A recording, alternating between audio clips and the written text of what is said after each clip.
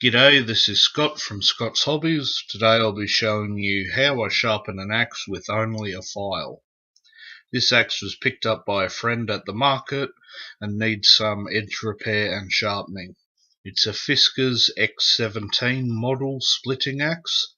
As you can see, the edge doesn't look too good, and I'm not doing a complete edge restoration where I take it back to its original geometry, just making it good to use again. To start with, I like to file out the chips, rolls and otherwise damaged steel, so when I sharpen I'll be left with fresh, undamaged steel on the edge. Now, a note on sharpening axes with a file. Axes have pretty hard steel, so a file isn't really the best tool.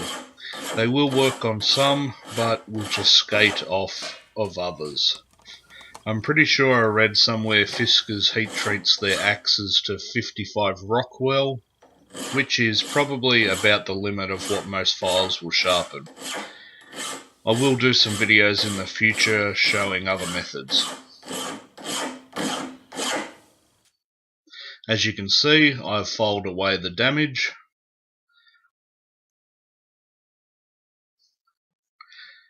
And putting a axe in the vise like this is one way to sharpen it.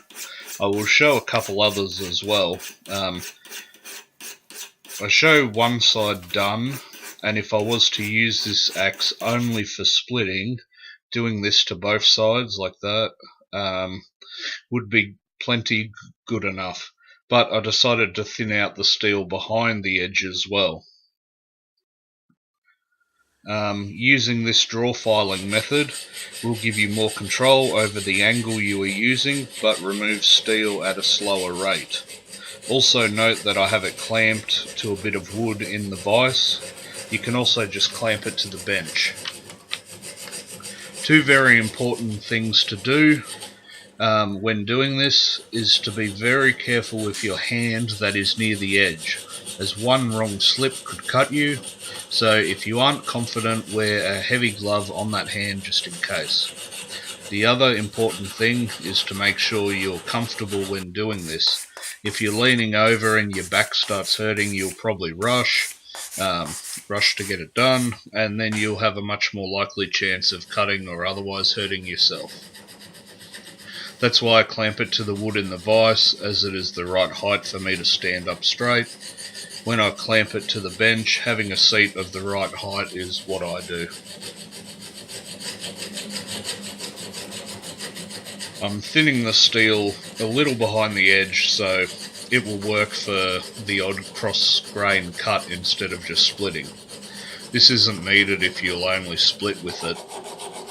And honestly, I don't know why I bothered, as I have other axes for those tasks.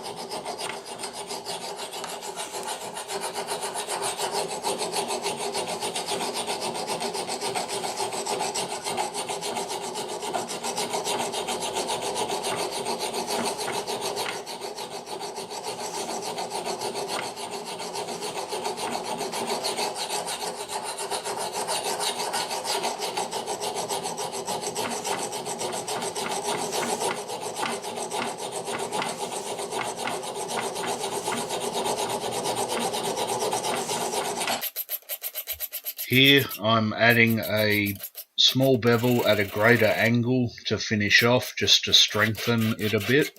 It is unnecessary if you want to just split with it, as you wouldn't thin behind the edge and would just file until the two bevels meet in an apex. When I alternate sides here, I just alternate sides and use lighter and lighter strokes just to refine it a little bit, and this helps minimize the burr.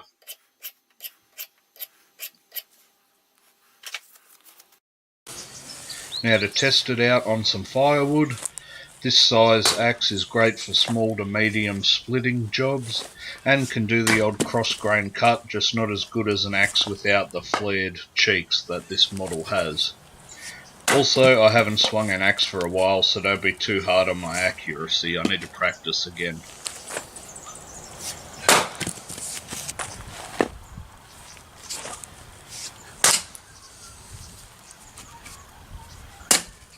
like that.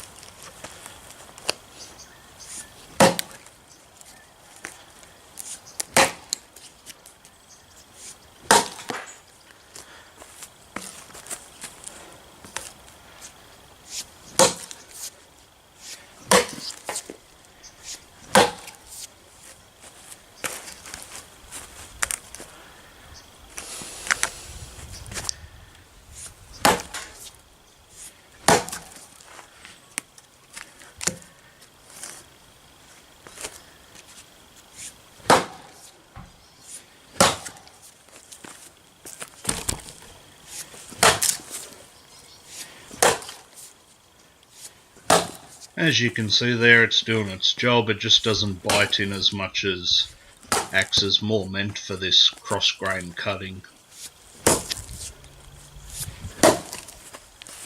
That's good if you've only got one to do.